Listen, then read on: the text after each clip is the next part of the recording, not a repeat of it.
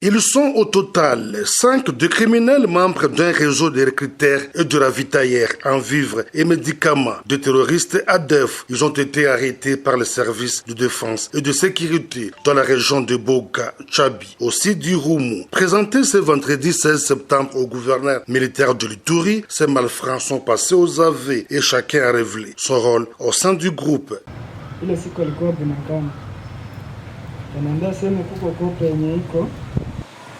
Ya kutumika na M23.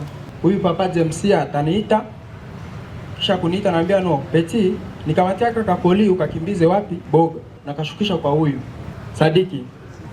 Bon, a partir ya pale mimi sikuwa najua kama vitu vinaenda ku destination ya wapi. Huyu alikuwa anaita Sherge naye ananitafuta, tunaenda Bogoro, tunabeba mzigo tunapeleka Boga.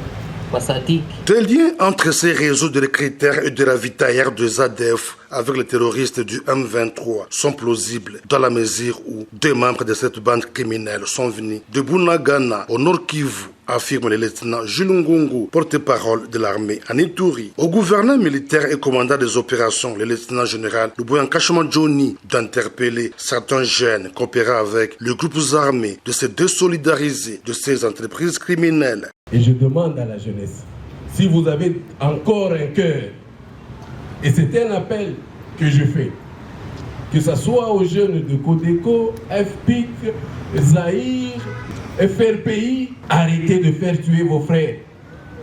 Arrêtez de prendre les biens des autres qui ne vous appartiennent pas. Ça ne sert à rien de dire toujours c'est elle, c'est elle. Non, arrêtez. Je l'ai dit encore hier.